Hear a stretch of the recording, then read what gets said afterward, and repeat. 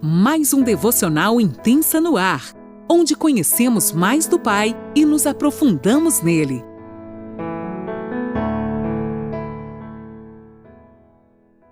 Bom dia, mulheres!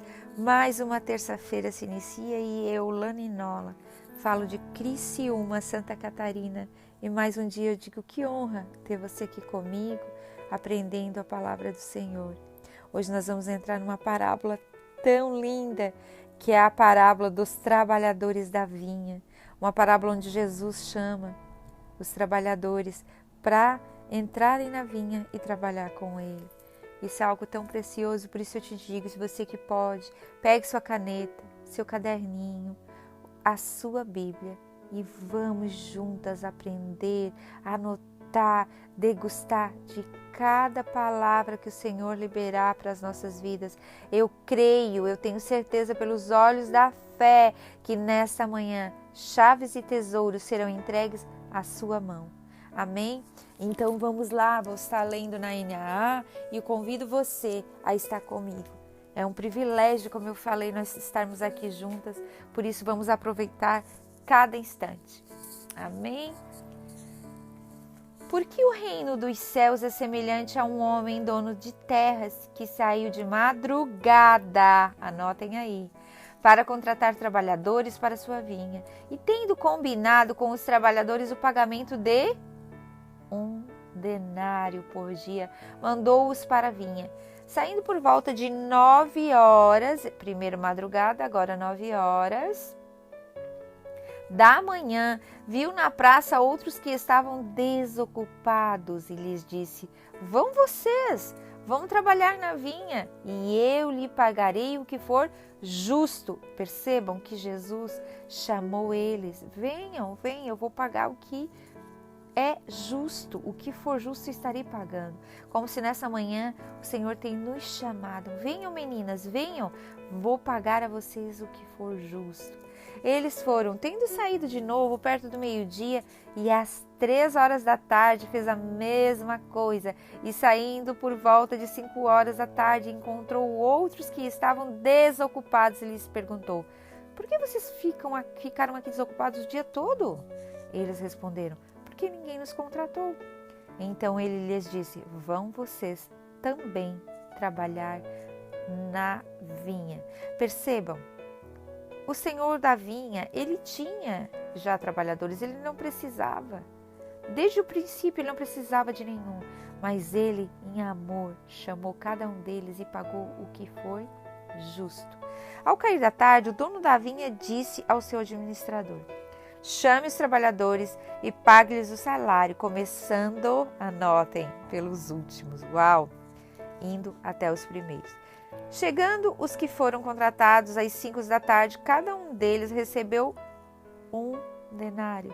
Pensa, gente, aquele que foi às 3 da manhã, né, mais ou menos na madrugada, e hoje foi às 5 da tarde e recebeu a mesma coisa. Pensa na indignação desse pessoal que foi trabalhar de madrugada, porque é um lugar que a gente muitas vezes se compara e ali já vai entrar a murmuração. Dando continuidade. Ao chegarem os primeiros, pensaram que receberiam mais, porém também eles receberam 1 denário cada um. Mas tendo-lhe recebido, começaram a murmurar. Olha só. Contra os donos da terra, dizendo: esses últimos trabalhadores apenas trabalharam 1 hora, mas você os igualou a nós. Olha a comparação. Como pode? Chegou por último e quer sentar na janela? Que suportamos a fadiga e o calor do dia. Então o dono disse a um deles: amigo, não estou sendo injusto com você. Você não combinou comigo trabalhar por 1 denário? Foi isso que eu falei, 1 denário, então eu estou pagando 1 denário. Pegue o que é seu e saia daqui, pois quero dar a este último tanto que dei a você. Será que não me é lícito fazer o que quero com o que é meu? Ou você ficou com inveja porque eu sou bom? Olhem isso. Assim, os últimos serão os primeiros e os primeiros serão os últimos. Nessa parte onde fala aqui, ou você ficou com inveja porque eu sou bom. Eu estava estudando um pouquinho sobre Jonas. Jonas, ele meio que sentiu uma inveja da bondade de Deus lá em Nínive e disse assim, eu não vou lá não fazer tal coisa, eu não vou fazer o trabalho que o Senhor tem me mandado, porque afinal de contas o Senhor ele é misericordioso e ele vai perdoar mesmo independente do que eles façam, então eu não vou. Não entre nesse lugar, não endureça o seu coração, não se compare. Faça o que tem que ser feito, o que Deus colocou na sua mão. Jonas endureceu o coração e foi parar numa boca, na barriga de um peixe. Que a gente perceba as ciladas que Satanás prepara para nós e coloca no nosso coração o orgulho, coisas, sentimentos que nos afastam do propósito de Deus e acabamos nos comparando com as pessoas, murmurando e muitas vezes perdemos aquilo que o Senhor quer fazer na nossa vida. O nosso lugar é nosso, ninguém toma.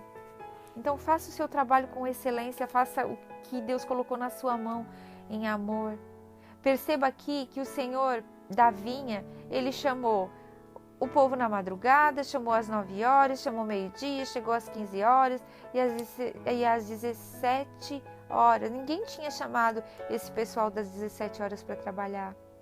Percebam o amor de Deus, que Ele vem para nós e diz assim, ninguém te chamou, mas eu estou te chamando, vem, eu te encontrei onde você estava, perdida, você foi achada por mim, vem, seja minha testemunha. Participe daquilo que eu estou fazendo. Essa parábola, né, gente, é uma sequência lógica. Vocês percebem que o ensinamento de Jesus, de tudo que a gente aprendeu anteriormente, né, ela é uma ilustração do que Jesus nos acabara de ensinar. Ele nos ensinou com tanto amor até aqui, tantas coisas. Mas o princípio de tudo, gente, que a gente tem que tirar o ensinamento disso tudo no reino dos céus. Aqueles que deixam tudo para seguir a Cristo ganham nesta vida e na vida vindoura. Porém, muitos primeiros serão os últimos e os últimos serão os primeiros. Não entre nesse lugar de porque eu cheguei primeiro, porque eu cheguei depois. Apenas exerça a função, o seu trabalho, aquilo que Deus te chamou para fazer com excelência e dê o melhor de si. Isso é o que verdadeiramente importa. Nada vai te roubar desse lugar se você estiver conectado com o Senhor, se você estiver bem atento, porque vocês percebem que aquele que foi chamado para ser líder é o que mais entrega. Percebam numa casa. Quem é o responsável, aquele que tem que estar à frente de tudo, que tem que se entregar, que tem que muitas vezes acordar na madrugada, cuidar de um filho doente, são os pais. Ele dá o melhor de si, porque ele é o líder, ele entendeu o trabalho dele, ele entendeu a alegria de participar daquilo que o Senhor tem colocado nas nossas mãos. E o que eu acho tão lindo nisso é que a gente tem que celebrar simplesmente porque a gente participa daquilo que o Senhor está fazendo. Não pelo nosso salário, não pelo aquilo que nós vamos ganhar. A gente sabe que nós teremos uma recompensa, mas nós não trabalhamos por isso. Nós trabalhamos porque nós participamos daquilo que Deus tem feito em nós e através de nós. Vocês percebem quantas vidas têm sido curadas através da sua vida, abençoadas por aquele telefonema que muitas vezes você dá do nada, por aquela mensagem que você manda. Quantas vidas têm sido tocadas e transformadas a partir do teu amor. Então simplesmente faça aquilo que o Senhor tem chamado você a fazer. Perceba a bondade de Deus, que o mesmo que foi de manhã, na madrugada, recebeu o mesmo que aquele que foi às 5 da tarde. Deus não quer que a gente compete uns com os outros, Ele quer apenas que nós façamos a sua vontade. Aqueles que chegaram para trabalhar primeiro, alimentaram de repente falsas esperanças. Isso acontece muitas vezes conosco. Às vezes a gente tem falsa esperança. Porque eu faço isso para Deus, aquele lá não faz nada, então ele não é merecedor de nada. Sabe, uma vez eu lembro que eu estava conversando, aconselhando uma pessoa, e eu disse, mas por que você está tão indignada? Eu me sinto injustiçada, porque ninguém vê o que eu tenho para fazer, ninguém vê tantas coisas que está ali para fazer na igreja, está ali tal coisa, isso, aquilo, e então eu fui lá, eu fiz, mas assim, eu acho injusto, né? Daí eu disse, então já perdeu aquilo que era para você fazer, o que você tinha de melhor você perdeu, você não precisa apontar o erro do outro, o que o outro não está fazendo, faça o seu com excelência, simplesmente. Não faça murmurando, porque aí você já perdeu o seu lugar. Você muitas vezes fica competindo e apontando o erro do outro, porque o outro não faz, porque eu faço. O outro não faz, eu faço, e assim vai. E você acaba não desfrutando daquilo que o Senhor tem para ti, porque você entrou no lugar de comparação e murmuração. Se Deus te chamou para algo, entenda a soberania de Deus. Os últimos serão os primeiros. Desfrute daquilo que o Senhor tem colocado na tua mão. Desfrute com amor. Muitas vezes a gente compara porque a gente não sabe quem nós somos em Deus. Reflita sobre isso. A sua identidade de Deus, em Deus, vai revelar o seu coração. Pense nisso. O lugar onde você está em Deus vai fluir, vai romper, vai vir para fora tudo aquilo que Ele tem depositado dentro de você. Então, se você não sabe onde você está em Deus, você está perdendo muito no reino de desfrutar e participar. Muitas vezes você não está participando, você está sendo telespectador, está olhando de fora. Nós vemos que um homem que é chamado ao arrependimento e fé ainda na infância, como Timóteo foi chamado em tenra idade. E vemos um outro homem que é chamado lá quando ele já tem lá os seus 50 anos.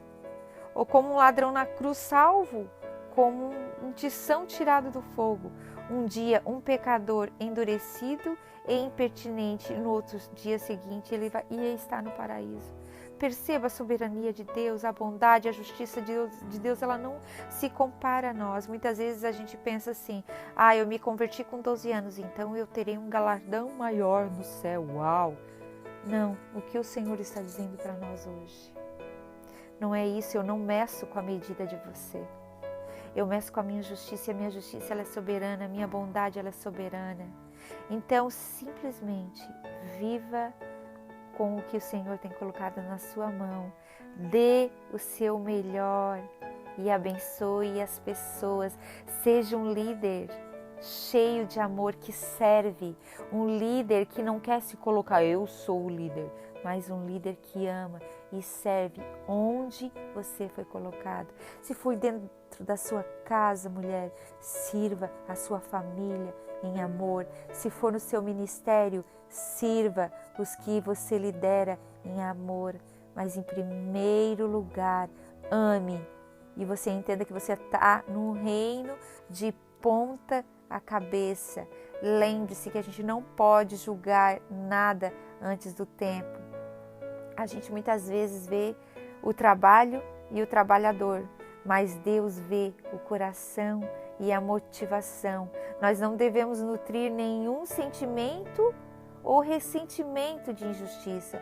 A bondade do dono não os levou ao arrependimento, mas revelou o verdadeiro caráter do coração deles, que muitas vezes está no nosso coração, que é o egoísmo. Isso é muito forte. Por isso, nesta manhã, pense naquilo que o Senhor tem dito no teu coração. Muitas vezes você diz, mas Deus foi injusto. O nosso reino, o reino dos céus, o reino dos céus, Ele é o reino de ponta cabeça e Ele te convida nessa manhã a ser seu discípulo, a servir e não querer ser servido, a se humilhar e não querer ser exaltado. Eu amo o Charles Spurgeon, ele extrai muitas vezes o melhor de nós, né? E ele fala as coisas muitas vezes que vêm como flecha no nosso coração, às vezes puxa nossas orelhas. Mas quero deixar algo nessa manhã para você que ele falou.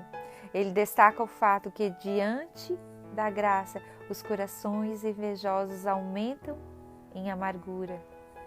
Os murmuradores não disseram que o generoso Senhor lhes tinha rebaixado, mas que Ele tinha exaltado outros que trabalharam só 1 hora. Sua queixa foi, olha só, lembre que estava lá, os igualaste a nós. Eu me achei superior nesse caso. Eu estou achando que eu sou melhor que o outro. E Deus, é claro, Ele abate o soberbo. Então, nessa manhã que nós possamos ser corrigidas por Deus e colocadas no centro da vontade dEle, cumprindo o propósito que Ele tem me chamado a fazer. Não se iguale a ninguém, simplesmente, aliás, não se menospreze. Não ache que você é melhor e nem pior que alguém. Apenas faça o cumprimento da palavra, daquilo que o Senhor tem dito no teu coração. E viva desfrutando do melhor daquilo do Pai para ti, nessa terra e no porvir. Deus te abençoe.